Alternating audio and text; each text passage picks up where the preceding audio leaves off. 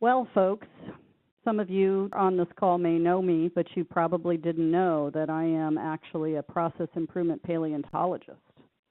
I've been doing this consulting for a long time, and probably around 25 years now. And one of the things that I realized at some point was there are a lot of parallels between the field of paleontology and this presentation, which really sort of embodies some of my lessons. Hope I can pass on to you.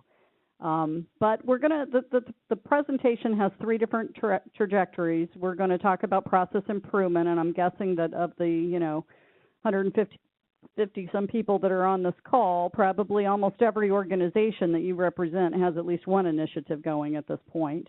Whether that is a very narrow, improvement that you're trying to employ, something like, installing a new methodology, if it's in the software area like Agile, a new tool, or, I'm guessing that many of you that are on the phone are either employing or have already employed some sort of broad-based, set of best practices like CMMI, and you're working to become compliant to a model for various reasons. So the, typically the reason you're into process improvement is there's a reason.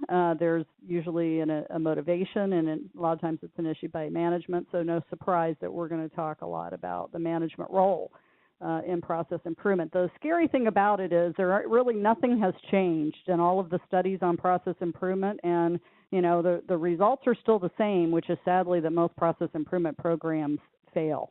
Or in my lingo, vanish into the tar pit. So we're going to talk about what a tar pit is. And I think that the actual, real definition of the word is perfect for what we're talking about, an accumulation of natural asphaltum seepage. And that is just so appropriate, and you're going to see that. That acts as a trap, right, into which, and in our case, process improvement programs have fallen and sunk, and luckily, their bones have been preserved. So we're going to talk about what we see, right? We have analyzed these bones, some cases how we have analyzed programs in the process of falling into the tar pit to try to help you avoid, right? Keep away from, prevent these things from happening in your organization. So it's very interesting, though, when you think about paleontology and what it is. It's the study of things now dead, to understand, what they were like when they're living, what the environment was, and why they died. And so I just think it's a perfect analogy when we think about failed process improvement programs.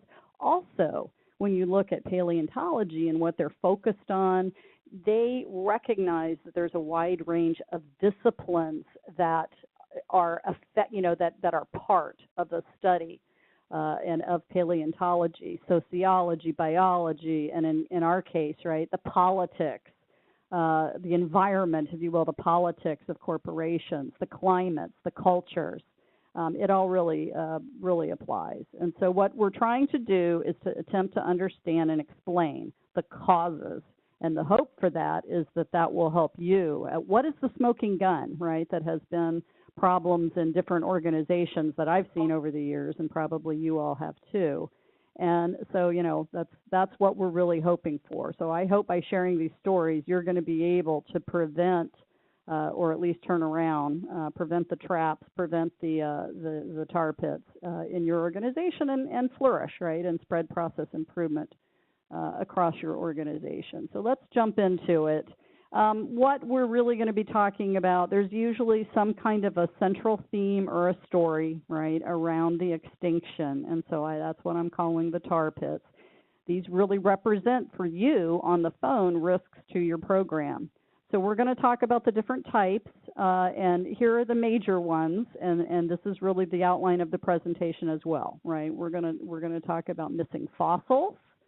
What was missing in the tar pit that might be the smoking gun? What's the environment and the culture like? What was around the organization that was trying to do process improvement that might have led to the extinction?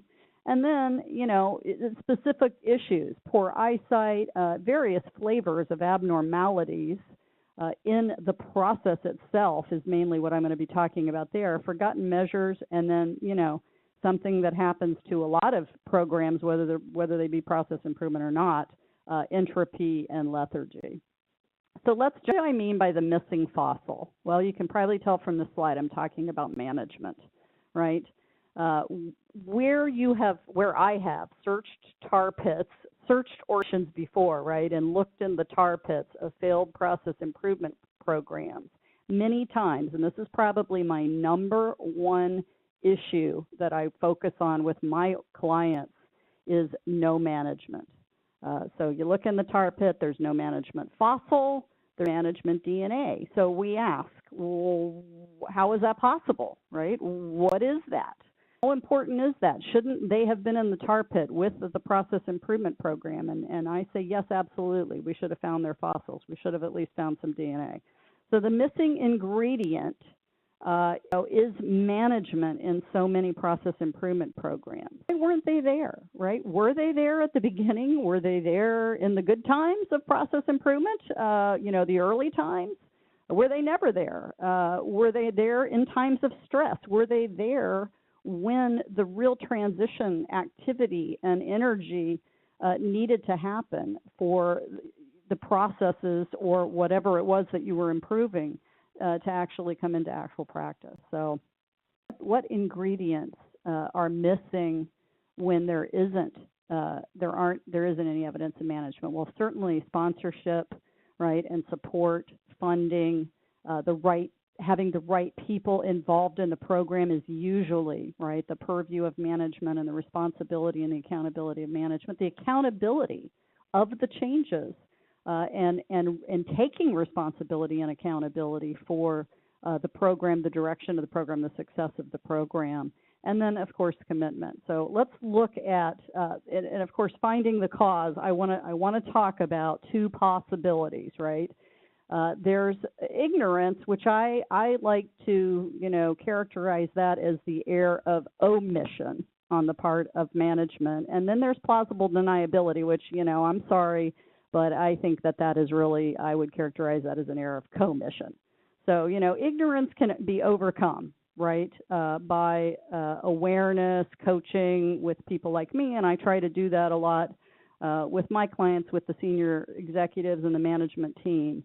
But some management cultures have really been allowed, I think, and it is part of the culture sometimes of the organization. Sometimes it's an individual thing, but they hide behind this cloak of empowerment, which is very devious. It goes something like this: we're pushing down responsibility to middle management for this, and the way I read that is, okay, we're distancing ourselves from this risky venture.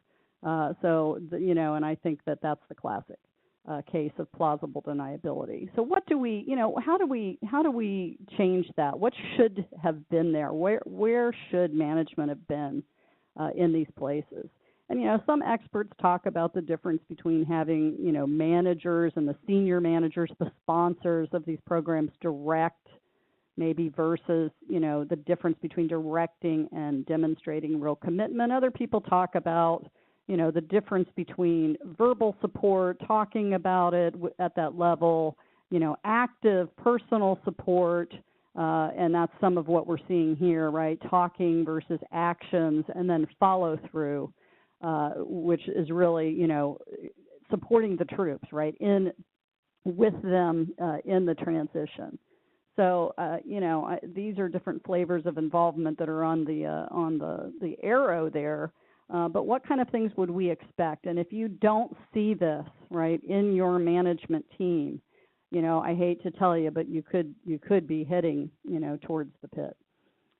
Directing, saying, publicly, not once,